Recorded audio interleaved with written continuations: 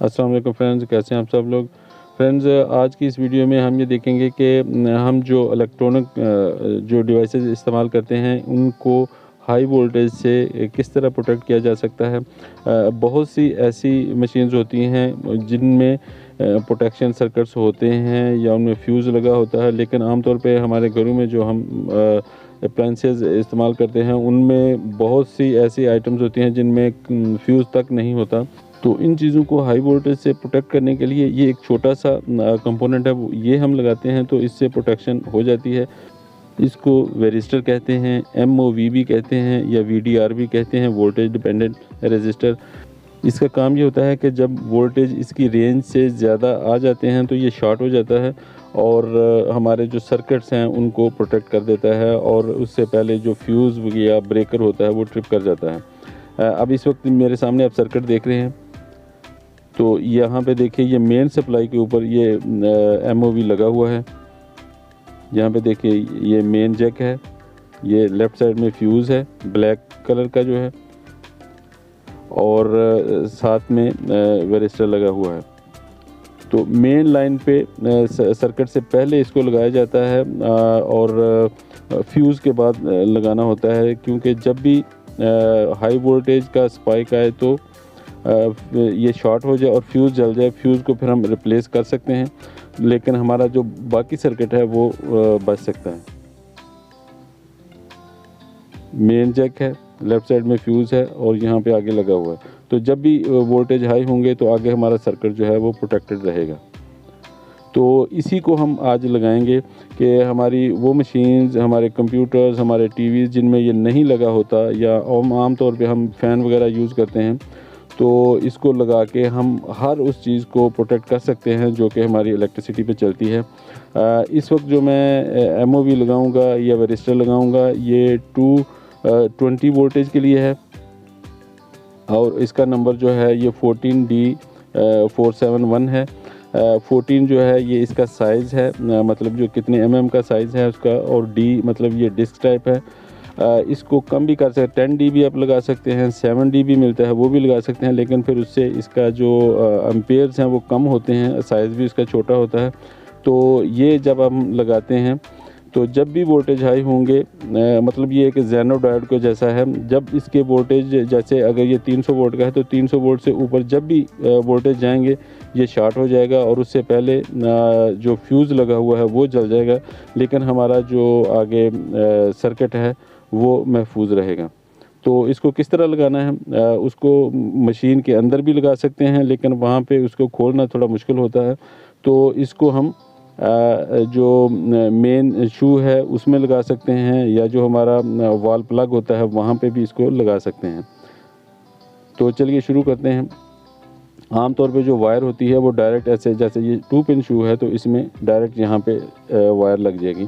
अब इसी में थोड़ी सी मॉडिफिकेशन करके हम इसको लगा देंगे, तो ये जो हमारा आगे जो भी हम इसमें कुछ इस्तेमाल करेंगे वो प्रोटेक्टेड हो जाएगा।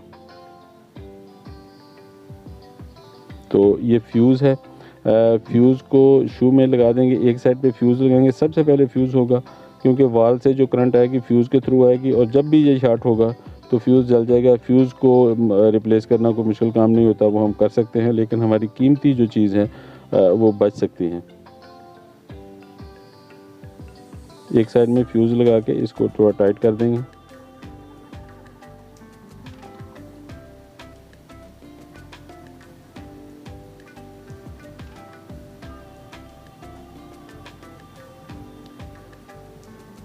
अब जो वेरिस्टर है इसकी 2 पिन है, दोनों को जो मेन AC है, न्यूट्रल और फेस दोनों पे लगाना होता है, लेकिन फ्यूज़ के बाद एक को डायरेक्ट इस तरह लगा दिया और जो दूसरी लेग है इसकी उसको फ्यूज़ के दूसरे टर्मिनल पे लगाएंगे।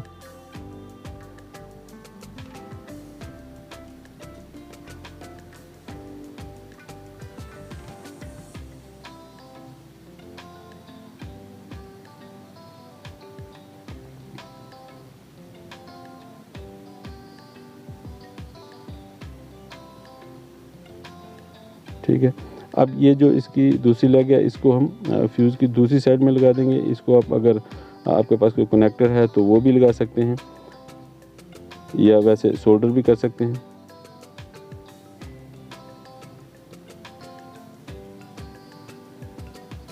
तो मैं इसको यहाँ पे मैं सोल्डर कर दूँगा।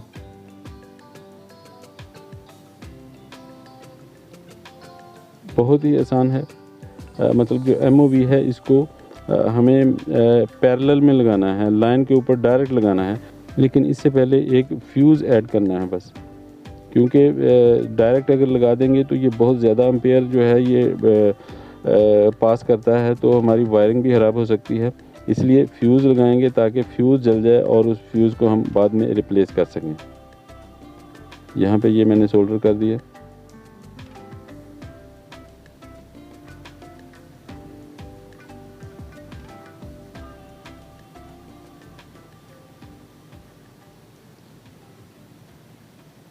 ये बिल्कुल सिंपल है, आप देख सकते हैं। एक लेग डायरेक्ट, दूसरी लेग फ्यूज़ के साथ दूसरे टर्मिनल पे,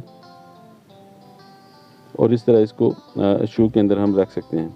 अगर कोई ऐसा शू है, ऐसी जो हमारी मशीन या फ़ैन या वॉशिंग मशीन है जिसमें शू इस तरह का नहीं है, तो वो शू आप काट के दूसरा इस तरह का शू लगा सकते हैं। और अब वायरिंग है तो वायरिंग एक तो डायरेक्ट ये साइड में लगेगी, तो इसको मैं दोबारा खोल के एक वायर इसके साइड लगा देता हूँ, और दूसरी वायर जो है फ्यूज़ के बाद जहाँ पे वेरिस्टर लगा हुआ है वहाँ पे हम सोल्डर कर देंगे। 220 वोल्टेज में प्रोटेक्शन देने के लिए 14D471, 10D471 या 7D471 ही यूज़ करना है। अब यहाँ से ये जो एक्स्ट्रा वायर है इसको मैं कट करता हूँ, और यहाँ पे फ्यूज़ के ऊपर लगा देंगे। तो ये जो हमारा वेरिस्टर है ये पैरेलल में आ गया है, लेकिन फ्यूज़ के बाद है। जब भी हाई वोल्टेज होंगे, ये जो नंबर है 14D471, ये 220 वोल्टेज के लिए बिल्कुल सूटेबल होता है। जितने भी हमारे टीवीज़ होते हैं या कंप्यूटर्स होते हैं, पावर सप्लाईज होती हैं, उनमें ये लगा होता है। और जब भी हाई वोल्टेज होते हैं तो ये जल जाता है, फ्यूज़ जल जाता है, चीज़ बंद हो जाती है। लेकिन जब हम उसको रिपेयर करते हैं तो सिर्फ फ्यूज़ रिप्लेस करके तो हम उसको दोबारा इस्तेमाल कर सकते हैं। तो ये देखिए, ये बड़ी आसानी के साथ ये शू के अंदर सारा फिट हो गया है। अगर शू में लगाना मुमकिन नहीं तो जो वाल होती है, हमारा प्लग होता है वहाँ पे, उस प्लग में भी हम इसको पीछे लगा सकते हैं। तो जब भी, लेकिन फ्यूज़ लगाना फिर भी ज़रूरी होता है कि जब भी हाई वोल्टेज आए तो आपकी जो मशीन है वो ख़राब नहीं होगी। फ्रिज पे लगा सकते हैं, टीवी पे लगा सकते हैं, वॉशिंग मशीन में भी लगा सकते हैं। तो चलिए अब हम इसको टेस्ट करते हैं। लोड के लिए ये मैं एक छोटा लैंप लगा लेता हूँ।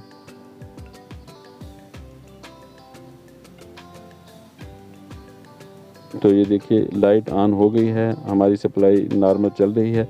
जब भी हाई वोल्टेज होंगे, अब इतने वोल्टेज नहीं है इस वक्त कि मैं इसको टेस्ट कर सकूं, जब भी हाई वोल्टेज होंगे तो ये शॉर्ट हो जाएगा, और शॉर्ट होते ही साथ ही फ्यूज़ जल जाएगा। लेकिन आगे कुछ भी हमने अगर लगाया हुआ है तो उसको कोई नुकसान नहीं होगा, और हमारी जो कीमती जो हमारे डिवाइसेस हैं वो जलने से बच जाते हैं।